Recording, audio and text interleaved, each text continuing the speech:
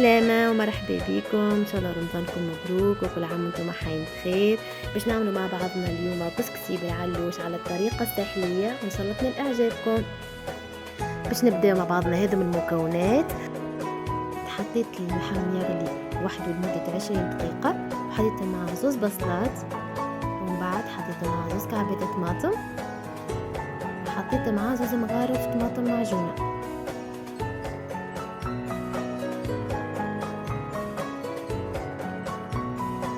ومن بعد حطيت معاهم زوز مغارف فلفل مرحي، فلفل احمر اللي هو، وحطيت معاه زوز مغارف ملح صغار، ومعاهم مغرفة صغيرة فلفل اكحل، وصبيت شوية زيت زيتونة، ومن بعد تالي حطيت في الكسكسي شوية زيت زيتونة وكسكسته كيف ما تشوفوا هكا.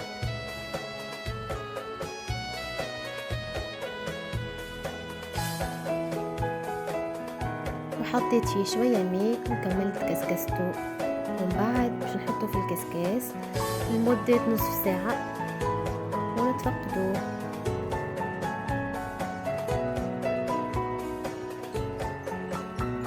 وتوا باش نحطوه في الكسكاس كما تشوفوا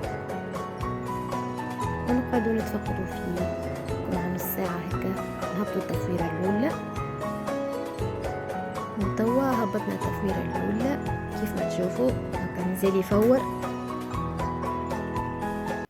وهذه الصوص انكم تراو فات بقبق. حطيت شوية كركم باش يعطي لون مزيان، وبثبثته بشوية ماء زادة.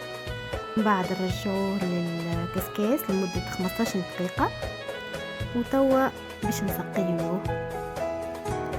نمرقوا توا بالفوق بالزيت نتاعو، نحيو الزيت الفوقاني نتاع المرق نتاعنا ونخلطو.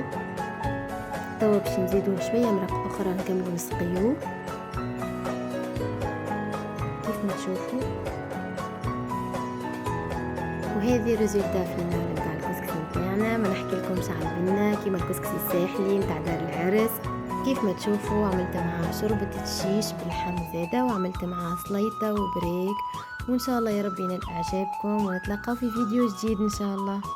نحبكم تجربوا الريسيت وتعطيوني رايكم.